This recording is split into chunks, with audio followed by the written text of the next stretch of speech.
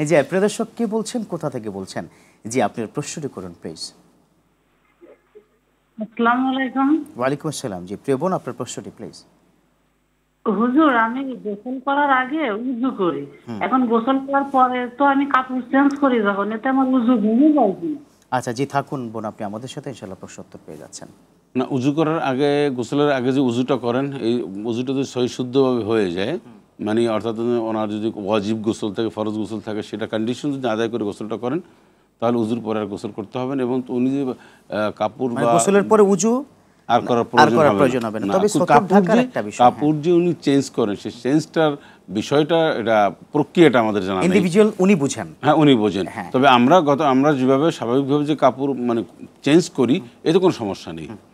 আর second option হচ্ছে, যদি কেউ এর ব্যতিক্রমও করে কাপড় চেঞ্জটা, তাহলে সেখানে মূল হচ্ছে যে ওই জায়গাটা পর্দা হিসেবে ব্যবহৃত হয়। জি, তো এক কথা এখানে মনে হয় সতর ঢাকাটাকে যদি ইম্পর্টেন্ট ফিল করি, তাহলে মনে হয় সমাধান হয়ে যাবে। আরো দর্শক আছে, একটু ফোন নিয়ে নিচ্ছি। প্রিয় দর্শক কে বলছেন, কোথা থেকে বলছেন? আপনার প্রশ্নটি করুন প্লিজ। আসসালামু আলাইকুম, আমি ঢাকা থেকে বলছি। জি বলুন।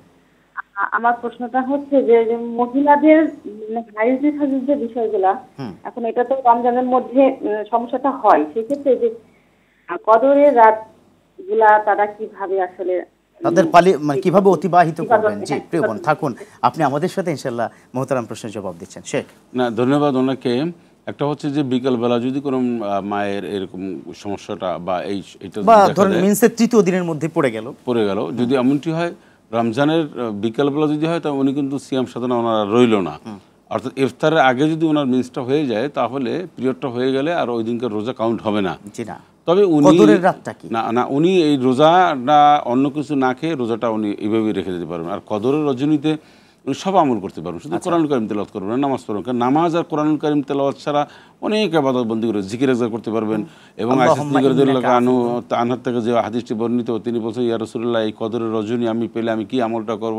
আল্লাহ নবী বলেন, আল্লাহুম্মা ইন্নাকা আফুউন তুহিব্বুল আফওয়া ফা'ফু আন্নী। বা এই যে দোয়াটা, এই দোয়াটা সবচেয়ে শ্রেষ্ঠ দোয়া। কদরের রজনীতে ইস্তেগফার পাঠ করতে পারেন, সুবহানাল্লাহ, আলহামদুলিল্লাহ, আল্লাহু আকবার, লা ইলাহা ইল্লাল্লাহ, দুরূদ শরীফ পড়তে পারেন, সব পড়তে পারেন। অনেকে আবার মনে করেন যে আমরা এই অপবিত্র অবস্থায় দুরূদ শরীফ পড়তে পারবো না, পারবেন। কোরআনুল কারীম শুধুমাত্র পড়াটা, নামাজ এবং কোরআন তেলাওয়াত ডিরেক্ট ধরে ছাড়া আমরা বাকি সব ইবাদত করতে পারবো। তবে জায়নামাজ বিছিয়ে নয়। ওনাদের কোনো চিন্তার কোনো কারণ নাই যে হায়রে যে আমরা কদরের রজনীতে ভালো আমল করতে পারলাম না।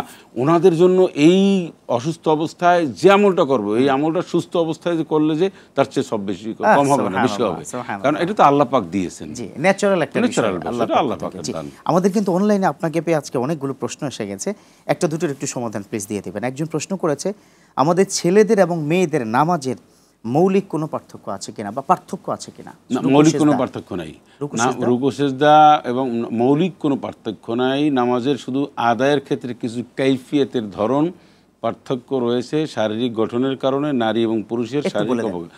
যেমন নারীরা যে সিজদা দেবে, এই সিজদা দেওয়ার ক্ষেত্রে ওনারা একটু জড়সড় হ্যাঁ দেবেন ওনারা। তবে একটা জিনিস মনে রাখতে হবে, সবচেয়ে নারীদের যে ভুলটা বেশি হয় সেজদা দেওয়ার ক্ষেত্রে, সেটা হচ্ছে ওনারা এই হাত আর কোনো পর্যন্ত এরকম বিছিয়ে দেয়। ওনারা বিছিয়ে এমনভাবে সেজদা দেয় যে রাসূল সাল্লাল্লাহু আলাইহি ওয়াসাল্লাম এটা পরিষ্কার নিষেধ করেছেন যে কুকুর যেভাবে শোয় বসে যায় ওইভাবে সেজদা দেওয়া নিষেধ আছে।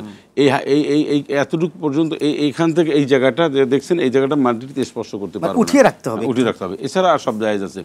তারপর ওনারা দাঁড়াবেন, একটু জড়সড় হয়ে দাঁড়াবেন। এটা ফাতেমা রাদিয়াল্লাহু আনহা ওনার হাদিস থেকে ওনার যে নামাজের কাইফিয়াতের যে ধরন, এটা উনি বলেছেন। আর কেউ কেউ বলছেন যে সল্লু কামা রাআইতুমুনি উসাল্লি, এটা ওই হাদিসের সাথে মিলানো যায় না। এটা রাসূল সাল্লাল্লাহু আলাইহি ওয়াসাল্লাম বলেন, আমি যেভাবে নামাজ পড়ি তোমরা সেভাবে দেখো, সেভাবেই করো। তো রাসূল সাল্লাল্লাহু আলাইহি ওয়াসাল্লাম এটা মূলত পুরুষদেরকে মিন করছেন এবং একটা ঘটনা পরিপ্রেক্ষিত হয়েছে। এর অর্থ এই নয় যে নারীরা নামাজের যে কিছু ভিন্নতা রয়েছে, ভিন্নতা বলতে সেজদা দুটো জায়গায় তিনটা না একটা না, মানে সব ঠিক আছে, আদায়ের ক্ষেত্রে যে কিছুটা রয়েছে এটা সহিহ সুন্নাহ সম্মত, হাদিস সম্মত, ফিকহ সম্মত।